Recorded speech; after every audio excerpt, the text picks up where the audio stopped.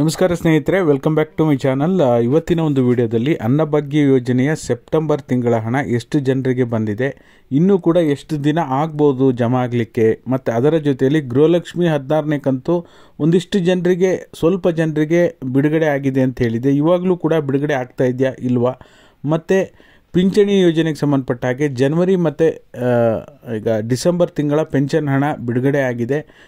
ದಿನನಿತ್ಯವೂ ಕೂಡ ಬಿಡುಗಡೆ ಆಗ್ತಾ ಇದೆ. ಖಂಡಿತವಾಗ್ಲೂ ಇದ್ರ ಬಗ್ಗೆನೂ ಕೂಡ ಅಪ್ಡೇಟನ್ನು ತಿಳಿಸುವಂಥ ಕೆಲಸ ಮಾಡ್ತೀನಿ.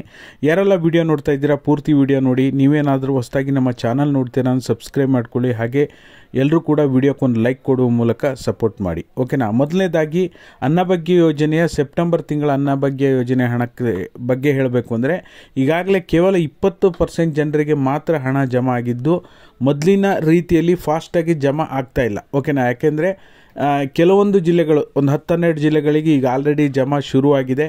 ನಾನು ಕೂಡ ಲೈವಲ್ಲೂ ಕೂಡ ಹೇಳಿದ್ದೀನಿ, ನಿಮ್ಮ ಕಳೆದ ವಿಡಿಯೋದಲ್ಲೂ ಕೂಡ ಹೇಳಿದ್ದೀನಿ ಯಾವ್ಯಾವ ಜಿಲ್ಲೆಗೆ ಶುರುವಾಗಿದೆ ಅಂಥೇಳಿ. ಇವತ್ತು ಕೂಡ ಇದಕ್ಕೆ ಸಂಬಂಧಪಟ್ಟ ಹಾಗೆ ಲೈವ್ ಮಾಡ್ತೀನಿ, ಎಲ್ಲರೂ ಕೂಡ ಜಾಯಿನ್ ಆಗಿ.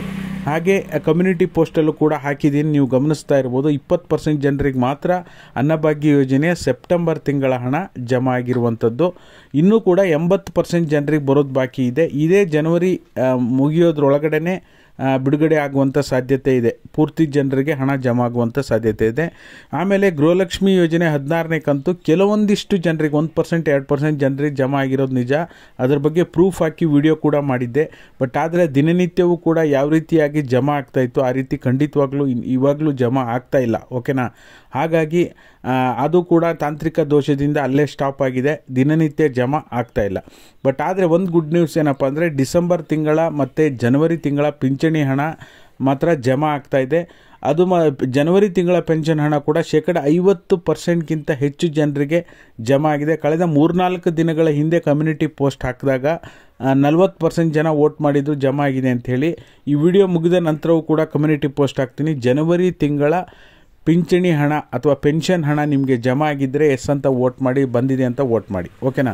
ಹಾಗಾಗಿ ಕಳೆದ 2-3 ದಿನಗಳ ಹಿಂದಿನ ವಿಡಿಯೋದಲ್ಲೂ ಕೂಡ ನಿಮಗೆ ವಿತ್ ಪ್ರೂಫ್ ಎಲ್ಲದ್ರ ಬಗ್ಗೆನೂ ಹಾಕಿದ್ದೀನಿ.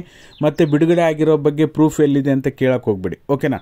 ಹಾಗಾಗಿ ಯಾರೆಲ್ಲ ವಿಡಿಯೋ ನೋಡ್ತಾ ಇದ್ದೀರಾ, ದಯವಿಟ್ಟು ನಿಮಗೇನಾದರೂ ಗೃಹಲಕ್ಷ್ಮಿ 16ನೇ ಕಂತು ಜಮಾ ಆಗಿದ್ದರೆ ಅಥವಾ ಸೆಪ್ಟೆಂಬರ್ ತಿಂಗಳ ಅನ್ನಭಾಗ್ಯ ಹಣ ಜಮಾ ಆಗಿದ್ದರೆ ನಮ್ಮ ಇನ್ಸ್ಟಾಗ್ರಾಮ್ ಮತ್ತು ಫೇಸ್ಬುಕ್ ಅಕೌಂಟನ್ನು ಫಾಲೋ ಮಾಡಿಕೊಂಡು ಡೈರೆಕ್ಟ್ ಸ್ಕ್ರೀನ್ಶಾಟನ್ನು ಕಳಿಸಿ, ಓಕೆನಾ. ಯಾಕೆಂದರೆ ಸಾಕಷ್ಟು ಜನ 16ನೇ ಕಂತಿಗೋಸ್ಕರ ಕಾಯ್ತಾ ಇದ್ದೀರಾ. ಬಟ್ ಆದರೆ ನಾವು ಅನ್ನಭಾಗ್ಯ ಪಿಂಚಣಿ ಹಣ ಬಗ್ಗೆ ಮಾಹಿತಿ ಕೊಡುವಾಗ 16ನೇ ಕಂತು ಯಾವಾಗ ಬರ್ಬೋದು, ಯಾವಾಗ ಬರುತ್ತೆ ಅಂತ ನೀವು ಕೇಳ್ತಾನೆ ಇದ್ದೀರಾ.